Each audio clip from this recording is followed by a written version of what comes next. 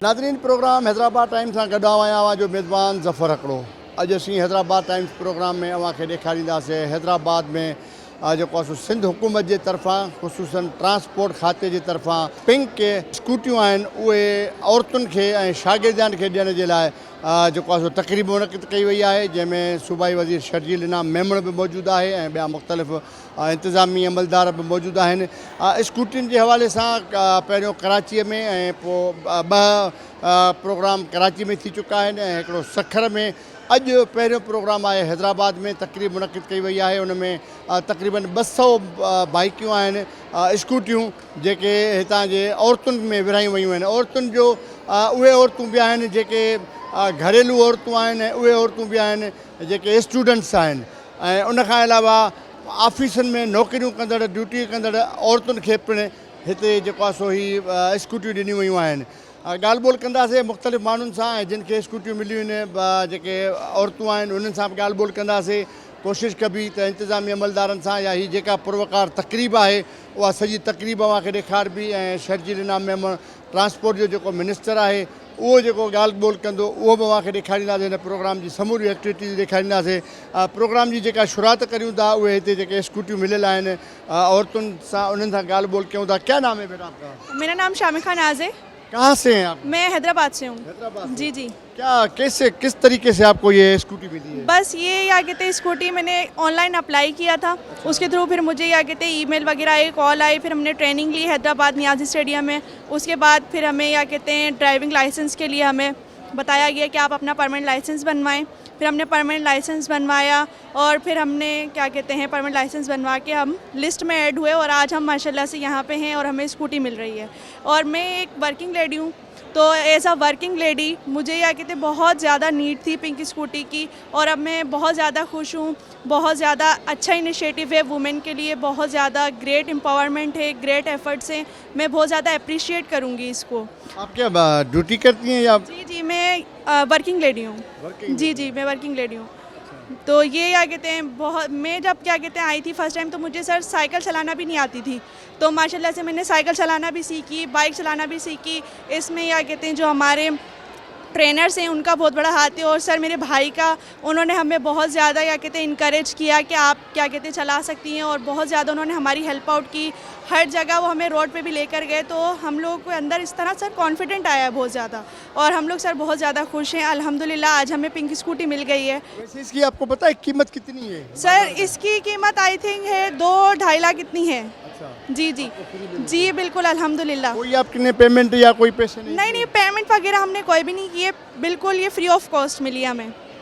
जी जी बिल्कुल। ठीक है, बड़ी मेहरबानी है। हिकु ॿी लेडी असां सां मौजूदु आहे जंहिंखे पिणु इहा गाॾी ॾिनी वई आहे ऐं गाॾीअ ते सवार वेठल है। क्या आप गाड़ी चलाती हैं?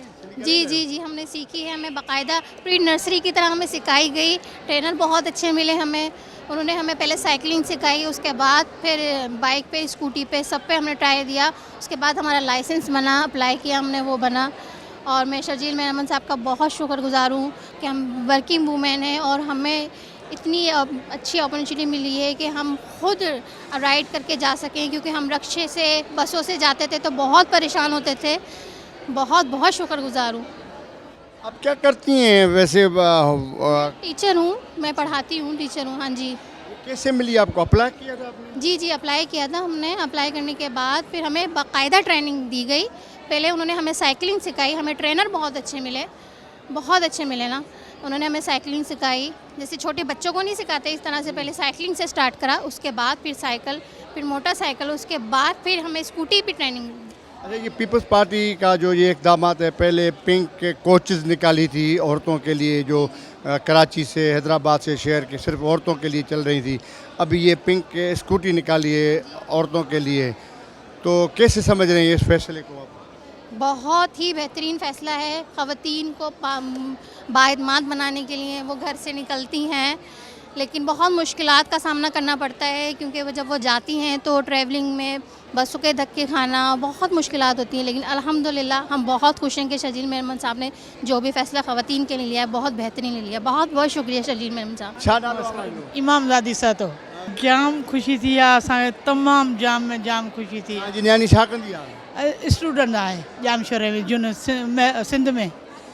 हलंदी आहे जी जी अच्छा पोइ हाणे माना पंहिंजी गाॾी ते वेंदी जी हाणे लाइ इंशाल्लाह इन पंहिंजी गाॾी ते वेंदी जाम थिए थी ख़ुशी सुबुह खां वेठा आहियूं इन ई ख़ुशी में जीअं नालो आयो तीअं इहा ख़ुशी ई ख़ुशी आहे असांखे तव्हांखे ॿुधायूं फ़ोन करे ॿुधायूं या छा हा मोबाइल ते आयो जी जी मोबाइल ते आयो अला करे सदा बहार हुजे ख़ुशि हुजे दुआऊं असांजियूं आहिनि जिन असांखे ॾेई ऐं असांजी मंज़िल आसान कई तकलीफ़ खां बचायूं अचण वञण जी खां हिते माण्हू हाणे पंहिंजी गाॾी ते ईंदो वेंदो बेटा आपको पिंक मोटरसाइकिल मिली है अप्लाई कैसे किया था और आज इसकी मालिक बन गई हैं क्या ये पूरा प्रोसेस कैसे हुआ था जी अप्लाई मैंने ऑनलाइन किया था लर्नर लाइसेंस के थ्रू और आज जब मैं इसकी मालिक बन गई हूँ तो मुझे बहुत ज़्यादा एक खुशी और बहुत ज़्यादा एक्साइटमेंट हो रही है जिसकी वजह से मुझे कल से भी नींद भी नहीं आई क्योंकि मुझे एक पर्सनली भी बाइक का स्कूटीज़ का बहुत शौक़ था और मुझे चलाना काफ़ी पसंद है मैं बाइक चलाती थी पहले बट स्कूटी की नीड थी अच्छा पहले आप बाइक चलाती थी जी जी अच्छा इसका कोई लाइसेंस वगैरह बनाया आपने जी जी परमानेंट लाइसेंस क्योंकि अप्लाई करने के लिए तो आपको सिर्फ लर्नर लाइसेंस की नीड होती है बट आपको ये स्कूटी तभी मिलेगी जब आप एक परमानेंट लाइसेंस होल्डर हो गए जी अभी क्या महसूस कर रहे हैं अभी मैं तो बहुत जी मैं तो बहुत खुश हो रही हूँ और बहुत ज़्यादा एक्साइटेड हूँ कि मैं इसको कब घर लेके जाऊँ और चलाऊँ बड़ी महिरबानी नाज़रीन ॻाल्हि ॿोल जो सिलसिलो जारी आहे ऐं हीउ जेको स्कूटी ॾियण वारो जेको सिस्टम आहे उहो स्कूटियूं हिन औरतुनि में विरायूं वयूं आहिनि ऐं औरतूं तमामु वॾो ख़ुशि आहिनि हिन में उहे औरतूं बि शामिल आहिनि जेके शागिर्दियाणियूं आहिनि जेके घरेलू औरतूं आहिनि या जेके मुख़्तलिफ़ ऑफिसुनि में मुख़्तलिफ़ ड्यूटियुनि ते कमु कंदियूं आहिनि उहे औरतूं बि शामिल आहिनि जिन खे हीअ स्कूटियूं मिलियूं आहिनि हिकिड़ी अदी असां सां बीठी आहे हुन सां तव्हांजी ॻाल्हि ॿोल करायूं था कीअं तव्हांखे बाइक मिली आहे प्रोसेस कहिड़ो तव्हां वरितो ऐं कीअं ख़ुशी थिए थी तव्हांखे जी अस्सलाम वालेकुम जी हाँ हमने जो है वो ऑनलाइन फॉर्म फिल किए थे डॉक्यूमेंट्स हम लोगों ने जो है पोस्ट किए थे बाय पोस्ट सेंड किए थे और उसके बाद जो है हम लोग शॉर्टलिस्ट हुए फिर हमारी ट्रेनिंग हुई और बहुत ही ज़बरदस्त ट्रेनिंग हुई ट्रेनर्स भी हमारे बहुत अच्छे थे जिन्होंने हमें साइकिल से लेकर बाइक तक हमें सिखाया और इसके बाद जो है आज हम फाइनल टेस्ट के बाद जिन्होंने फाइनल टेस्ट क्लियर हुआ जिन्होंने किया है वो यहाँ पर आज पिंक स्कूटी के लिए आप क्या करती हैं कौन से काम में लाएंगी गाड़ी को मैं वर्किंग वुमेन हूँ और मेरी जॉब जो है वो आउट ऑफ सिटी है तो मुझे ट्रांसपोर्ट का बहुत इशू होता है क्योंकि मैं थोड़ी इंटीरियर साइड जाती हूँ जॉब के लिए तो ये है कि मैं मेरे लिए बहुत आसानी हो जाएगी एक इंडिपेंडेंस फील हो रही है और एक कॉन्फिडेंस फील हो रहा है तो बहुत एक अच्छा इनिशिएटिव है ये सिंध गवर्नमेंट का थैंक यू सिंध गवर्नमेंट अच्छा ये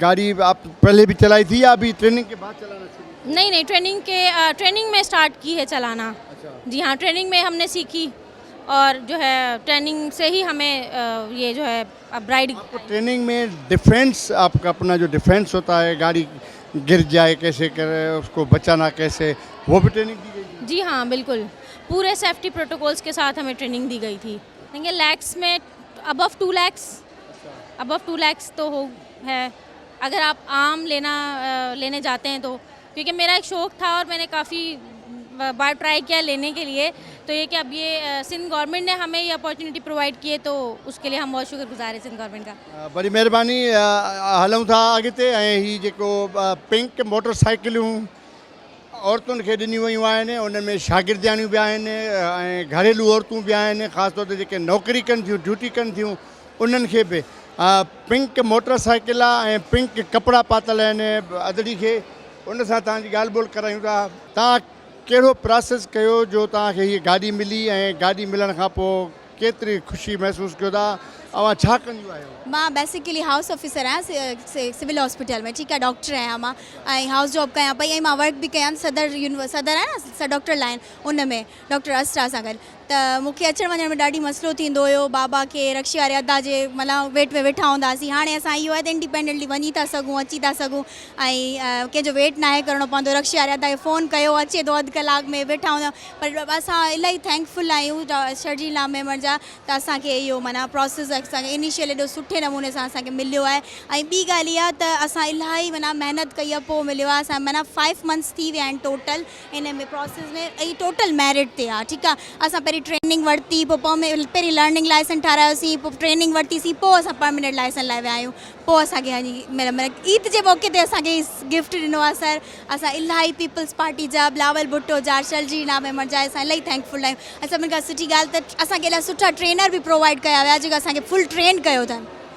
अच्छा, जॾहिं तव्हां अप्लाई कयो त पोइ छा प्रोसेस, तव्हांखे मैसेज आयो, फ़ोन आयो या मेल आई? ईमेल आई। मां असल में कयो हुयो अप्लाई SMT वारनि जे हुन ते लिंक ते अप्लाई करण खां पोइ मूंखे ईमेल आई, पंहिंजी ईमेल ID ते ईमेल आई, त पोइ मां हुन ते नंबर वग़ैरह ते मूंखे कोन आई, कॉल बि कोन आई। पोइ मां इहो ई सोचियो, मां चयो शायदि मां थोरो वेट कयां थी, हर शइ में वेट कबो आहे। पोइ उन खां बाद मूंखे जेको आहे न ग्रुप में ऐड कयो वियो WhatsApp जे, जंहिंमें असांखे ट्रेनिंग प्रोवाइड कई वई।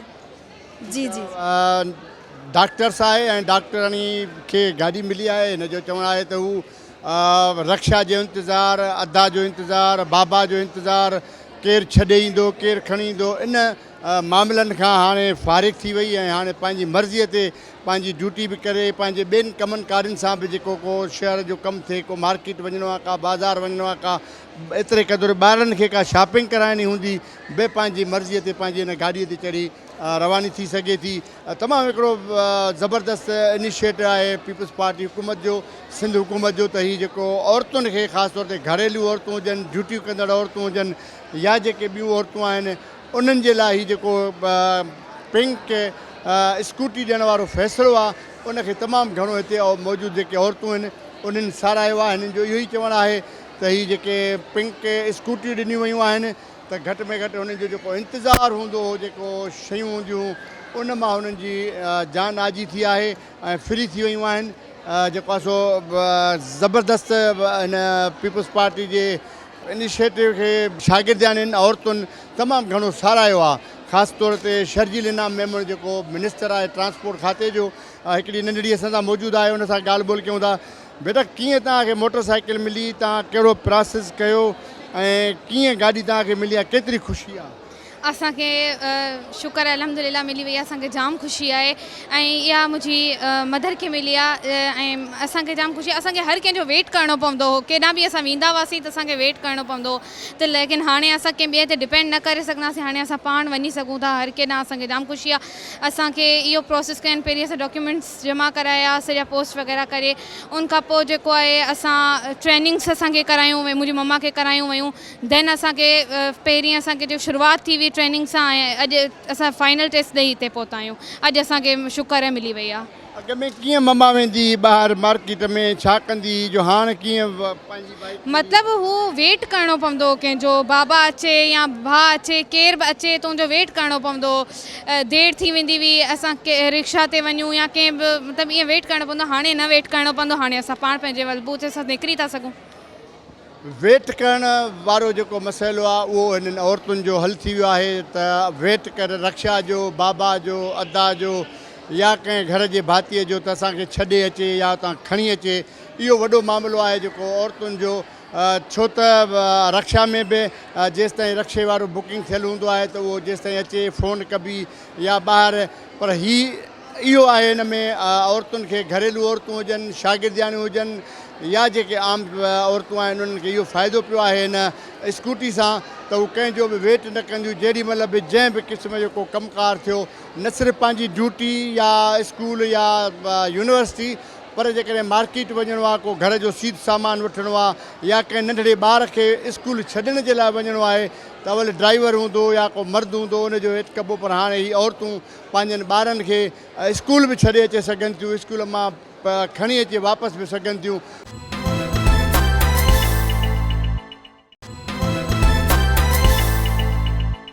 नाज़रीन, पिंक स्कूटी ॾियण वारी जेका तक़रीब हैदराबाद में मुनक़िद कई वई, उन तक़रीब खे शर्जील इनाम मेमण जेको आहे ख़िताब करे रहियो आहे। अचो तव्हांखे ॾेखारियूं था त सूबाई वज़ीर ट्रांसपोर्ट शर्जील इनाम मेमण तक़रीब खे ख़िताब कयो आहे, उहो छा पियो चवे ऐं हुन जेको आहे सो मोहतरमा बेनज़ीर भुट्टो या पीपल्स पार्टी जो जेको ही मशीन आहे जेको आहे सो ॾियण वारो, उन हवाले सां ॻाल्हि ॿोल करे थो। अचो त तव्हांखे ॾेखारियूं था त शर्जील इनाम मेमण सूबाई वज़ीर ट्रांसपोर्ट हिन तक़रीब खे ख़िताब करण में छा चयो आहे। अचो तव्हांखे ॾेखारियूं था। जिनके पास खाने के लिए कुछ नहीं है, उनको जिस तरीके से घर बैठे उनको पैसे दिए जा रहे हैं, ताकि उनकी कोई माली मुआवनत की जाए। वो गुर्बत की लकीर के नीचे खवातीन के लिए काम किया, जिस तरीके से खवातीन को वुमेन एम्पावरमेंट पे पीपल्स पार्टी ने काम किया। दुनिया का कौन सा मुल्क है जहाँ पे खवातीन के इतना काम हुआ जितना पाकिस्तान पीपल्स पार्टी पसंद कर रही है। आज हम जो पिंक स्कूटर दे रहे हैं वो भी खवातीन को दे रहे हैं, फ्री ऑफ कॉस्ट दे रहे हैं। खवातीन को वुमेन एम्पावरमेंट के लिए फिर जिस तरीके से वुमेन थाने बनाए गए, वुमेन फर्स्ट वुमेन बैंक बनाएगी, ये सारे इस तरह के प्रोजेक्ट्स थे जो कि खवातीन को एम्पावर करने के लिए पाकिस्तान पीपल्स पार्टी से हुकूमत ने की और आज भी तक करी और हर वक्त करती रहेगी। इस तरह से सरसों का प्रोजेक्ट देख लें, किस तरीके से हर चीज को मद्देनजर रखें कि खवातीन को किस तरह एम्पावर किया जाए। और मैं चाहता हूँ कि हमारी नौजवान नस्ल, ये हमारी जो बहनें यहाँ पे बैठी हुई हैं, हमारी जो बहनें यहाँ पे मौजूद हैं, ये हमारी, मैं समझता हूँ कि इन सबको, ये सब हमारा मुस्तकबिल है। इनको कोई ये ना समझे कि जी अच्छा खातून है तो क्या हो गया, नहीं। आप देखिए पहले दौर में खातून जो है वो गाड़ी चलाती थी तो लोग देखते थे कि खातून गाड़ी चला रही है। जब हमने ये स्कीम शुरू की थी पाकिस्तान की, कि दुनिया की तारीख की पहली स्कीम है, वर्ल्ड रिकॉर्ड है कि दुनिया की तारीख की पहली स्कीम है जिसमें हम खवातीन को मुफ्त में दे रहे हैं पिंक स्कूटर्स। जब हमने ये स्कीम शुरू की थी तो पूरे सिंध में 150 सिर्फ ड्राइविंग लाइसेंस थे खवातीन के पास। सिंध की आबादी देखे सिर्फ 150 ड्राइविंग लाइसेंस थे। और जब हमने स्कीम शुरू की आज 25,000 खवातीन ने अप्लाई किया ड्राइविंग लाइसेंस के लिए। तो ये होती है वुमेन एम्पावरमेंट, ये होती है सोच। आज मुझे शिकारपुर से हमारे एमपीएस बोल रहे हैं कि जी हमें पिंक स्कूटर चाहिए। आज मुझे थरपारकर से बोल रहे हैं कि हमें पिंक स्कूटर चाहिए। तो ये खवातीन वुमेन एम्पावरमेंट के लिए जो ऐसे इकदाम हैं जो कि पाकिस्तान पीपल्स पार्टी की सिंध हुकूमत ने किए, वो सिर्फ और सिर्फ इसीलिए किए हैं कि हम चाहते हैं कि हम खवातीन को जो है वो ज़्यादा मजबूत करें। हमें उस तरह की खवातीन नहीं चाहिए जिस तरह आपने देखा कि जो अभी एक मंशात में एक खातून गिरफ्तार हुई है और फिर उनके लोगों को जो मुआशरे को मंशात में डालने में ना भी लेना पसंद नहीं करते। लेकिन हमारी नौजवान नस्ल को हमें अच्छी एक्टिविटीज़ पे लेके आना है, हमारी नौजवान नस्ल को हमने पॉजिटिव चीज़ों में लेके आना है। मंशात से पाक हमें पाकिस्तान चाहिए, मंशात से पाक हमें सिंध चाहिए।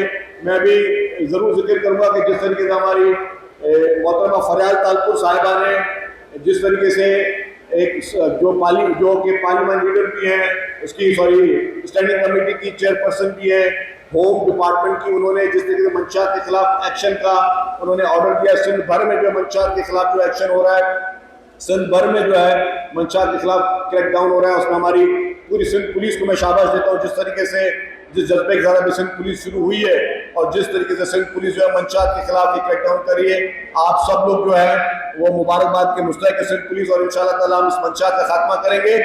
जिस तरीके से ये जो खातून थी अनमोल, जिस तरीके से उसने मुआशरे में जहर देने की कोशिश की, हमें इस तरीके की चीज़ों को हमें सख्ती से हमें इसको रोकना होगा। और लोग जो है, मैं समझता हूँ कि हमें नौजवान नस्ल को ये पैगाम देना है कि आप पॉजिटिव चीज़ों पे आएँ, आप इस तरीके से मंशात से दूर रहें, क्योंकि मंशात से खानदान को तबाह करती है, आपकी पूरी फैमिली को तबाह करती है। तो हमें उस मंशात के लाने से बचाना है। कुछ लिस्टें भी बनी हैं, कुछ लिस्टें लीक हो रही है कि जी ये नाम है मंशात इस्तेमाल करने वालों की, ये भी जाली लिस्ट है। मैं वादे करता चलूं, जो सोशल मीडिया पे अभी लिस्टें चल रही है कि जी ये फला शख्स जो है उनके नाम है कि वो मंशात इस्तेमाल करने, वो भी जाली फैब्रिकेटेड लिस्ट है। क्योंकि पुलिस इन्वेस्टिगेशन कर रही है, पुलिस इंटरोगेशन कर रही है, और उस पर यह मैं समझता हूँ उस इंटरोगेशन से जो है वो ध्यान हटाने के लिए इस तरह के फैब्रिकेटेड नाम और लोगों के फैमिलीज के नाम जो है गलत तरीके से झूठे लोग अपने अपने स्कोर सेटल कर रहे हैं, इस तरह के नाम लोग लेके आ रहे हैं। इन लिस्टों का भी कतन जो है कोई ताल्लुक उस तरह का नहीं है। और ये हमारे मंशात के खिलाफ जो हमारी सिंध पुलिस का जो एक्शन है, सिंध गवर्नमेंट का एक्शन है, वो काबिल सताइश और ये आखिर तक जारी रहेगा। हम कोशिश करेंगे कि इंशाअल्लाह ताला हर इलाके, हर एरिया से हम मंशात का खात्मा करें, ताकि हम अपनी नौजवान नस्ल को अच्छी चीज़ों में लेके आएँ। हम चाहते हैं हमारी नौजवान नस्ल जो है वो इस तरीके से अपना कारोबार शुरू करे, जिस तरीके से अब जो हमारी खातून है, कुछ हमारी खवातीन जो है उन्होंने बाइकिया का काम शुरू किया है, डिलीवरी का काम शुरू किया है कि जी वो खाने की डिलीवरी, उसमें और उनके लिए भी उन्होंने कहा कि हमें पिंक स्कूटर चाहिए। हमने कहा हम उनको भी देंगे। हमें वकला आज़ाद से जो है मुख्तलिफ लॉयर एसोसिएशन ने हमें कहा कि हमें खवातीन के लिए जो है जो मुकला खवातीन है उनके लिए पिंक स्कूटर चाहिए। हमने कहा हम आपको भी देंगे। हमें जो भी शोबा जात है जिसको रिक्वायरमेंट होगी हुकूमत सिंध की जानिब से फ्री ऑफ कॉस्ट उन खवातीन को ये पिंक स्कूटर्स मिलेंगी। हमने खवातीन के लिए ही पिंक बसेस शुरू की। जब पिंक बसेस शुरू की तो मैं ये बताता चलूं कि DW चैनल, आपका खलीज टाइम्स, आपका गल्फ न्यूज़, आपके जो मुख्तलिफ ममालिक के जो जरीदे उन्होंने आके खुसूसी रिपोर्ट की कि पूरे इस खित्ते में खवातीन के लिए इस तरह के प्रोजेक्ट नहीं शुरू किए। हमने उसमें खवातीन ड्राइवर भी रखी हैं, हमने उसमें खवातीन कंडक्टर्स भी रखी हैं। खवातीन जो है उनके लिए इतनी महफूज किस्म की सफरी सहूलियत, जिसमें उनके वालिदैन भी अब खुल के जो है वो कोशिश करते हैं कि जी कि हमारी बेटियां अब भले स्कूल्स में जाएं, कॉलेज में जाएं, रोजगार के लिए जाएं, वो महफूज समझती हैं। उससे पहले वो महफूज नहीं समझती थी अनफॉर्चुनेट हमारी सोसाइटी में। लेकिन ये सारे वुमेन एम्पावरमेंट के काम सिर्फ इसलिए किए गए कि हम चाहते हैं कि ये हमारी माएँ बहनें, इनका टैलेंट हम मर्दों से ज़्यादा है, इनको हम मौका दें कि ये आगे आएँ और ये आगे चल के अपने कौम के मेहमान बने। आज का हमारे पास फाइटर जेट्स में हमारी वो खवातीन जो है जो कि फाइटर जेट्स की पायलट भी हैं, तो हमारी माएँ बहनें बेटियाँ ये हर काम कर सकती हैं। हमें इनको प्रायोरिटी देनी चाहिए और इसीलिए हुकूमत सिंध ने इस खवातीन को एम्पावर करने के लिए सारे प्रोजेक्ट्स किए हैं। अभी हमारे दोस्त ने कहा कि हैदराबाद में मजीद बसेस के रूट हो, तो वो भी मैं बताना चलूँ कि ईद के फौरी बाद हम एक और रूट शुरू करने जा रहे हैं। हमारे पूरे सिंध भर से हमें जो है वो रूट्स के लिए बहुत ज़्यादा रिक्वायरमेंट आ रही है। हम लोग इंतजार करें जैसे हमारी मजीद बसेज आएँ। हर MPA मुझे ये कहता है, हर नुमाइंदा मुझे कहता है कि यार हमारे इलाके में बसेज चलाई जाए, और सिंध भर से कराची समेत कश्मीर तक जो है हर जगह हर MP की ये फरमाइश है कि हमें बसेज लेके हम लोग सिंध हुकूमत प्रोक्योरमेंट कर रही है। बसेस की बहुत ज़रूरत है, लेकिन जैसे जैसे प्रोक्योरमेंट होती जाएगी वहाँ पे आएगी। हैदराबाद शहर के लिए भी खुसूसी तौर पर बसेस लाई जाएंगी। और अभी मेरी एक और हमारी एक प्लान चल रहा है एशियन डेवलपमेंट बैंक से। इंशाल्लाह मेरी ख्वाहिश जाती है कि हैदराबाद शहर समेत सिंध भर के हर गली हर सड़क पे हमारे पब्लिक ट्रांसपोर्ट आए, ताकि लोगों को सफरी सहूलियात मिले, लोग एयर कंडीशन बसेस में जाएँ, लोग अपनी बेहतरीन सफरी सहूलियात के ज़रिए अपने सफ़र तक पहुँचे। हैदराबाद में पिंक स्कूटियूं ॾियण वारी जेका तकरीब है उनमें मुख़्तलिफ़ शहरनि भी शिरकत कई आहे ऐं शहरनि जो वापारी आहे पंहिंजो आदिल सिद्दीकी साहब, उन बि ख़ुसूसी शिरकत कई आहे ऐं उन खां ॻाल्हि ॿोल कयूं था त हीअ जेके स्कूटी ॾियण वारो ये तकरीब है उनखे कीअं आज ये स्कूटी देने वाली जो तकरीब थी हैदराबाद की बच्चियों में, औरतों में तकसीम की गई है, कैसे समझ रहे हैं ये हैदराबाद और पीपल्स पार्टी के इक़दामात को? बिस्मिल्लाहिर्रहमानिर्रहीम। देखें जी, बहुत अच्छी ये मैं समझता हूँ एक सिलसिला है कि जो हैदराबाद की जो बच्चियाँ हैं उनको आज स्कूटी दी गई, और ये सिंध गवर्नमेंट का ही वतीरा है। मैं समझता हूँ कि इस पर काबिल सताइश है ये इकदाम, और इसका सारा सहरा जो है वो शर्जील इनाम मेमन साहब के सर जाता है, जो कि वज़ीर ट्रांसपोर्ट है।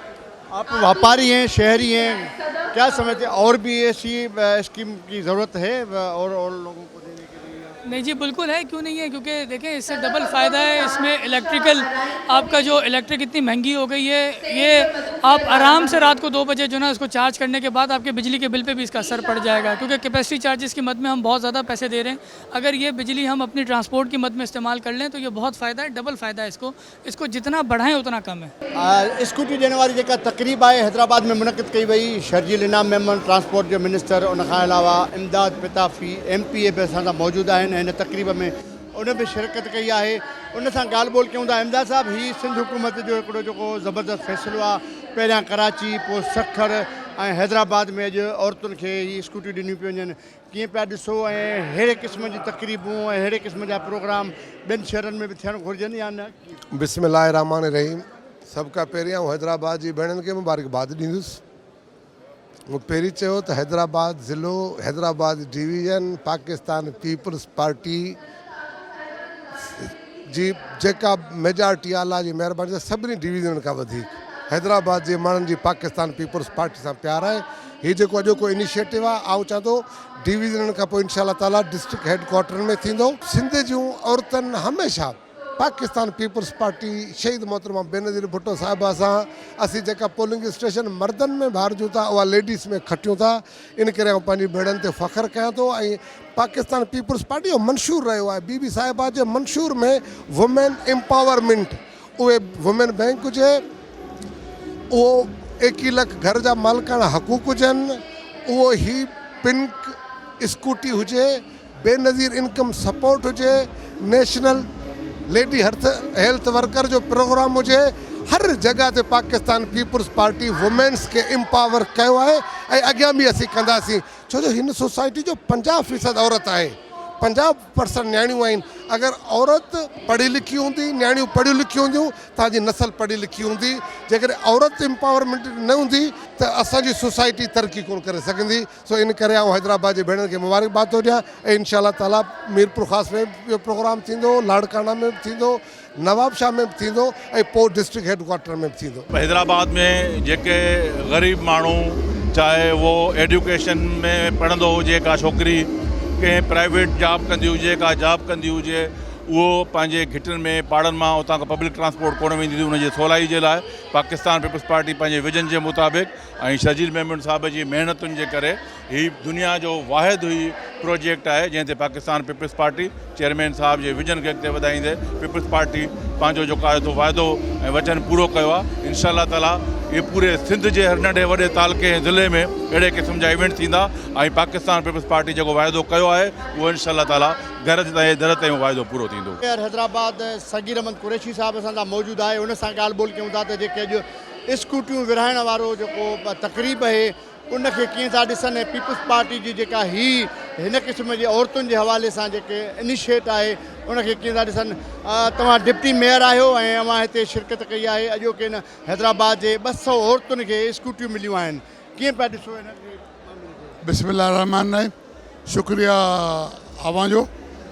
ये जो अॼु को प्रोग्राम आहे ये एक मुनफरिद प्रोग्राम आहे, ये मुनफरिद प्रोग्राम भी आहे ऐं नई शइ आहे ऐं सॼे पाकिस्तान में बल्कि एशिया में दुनिया में सिंध में स्पेशली ये प्रोग्राम की शुरुआत थी आहे ऐं आउं सम्झा थो ये अवामी राज जो ये निशानी आहे। जी पाकिस्तान पीस पार्टी हमेशा ख़वातीन खे अहमियत ॾींदी आहे हर शइ में, चाहे हारी जो ज़मीन हुजे, चाहे पुलिस स्टेशन हुजनि या बेनज़ीर इनकम सपोर्ट प्रोग्राम हुजे, ख़वातीन के स्पेशली पाकिस्तान पीस पार्टी प्रायोरिटी रखंदी आहे अॻियां। अॼु जो प्रोग्राम क़ाबिल तारीफ़ आहे ऐं ये बिलावल भुट्टो जो विजन आहे जेको शर्जील साहब जेको बि अॼु प्रोग्राम कयो आहे the vision of Bilawal Bhutto is a policy of the Bilawal Bhutto. तो आउं सम्झा थो शर्जील साहब खे मुबारक हुजे, सिंध गवर्नमेंट खे मुबारक हुजे ऐं CM साहब के भी, लेकिन ख़ासि तौर पे जो अॼु प्रोग्राम थियो आहे ये पंहिंजे मुनफरिद ऐं एक्सीलेंट आहे हैदराबाद जे हवाले सां।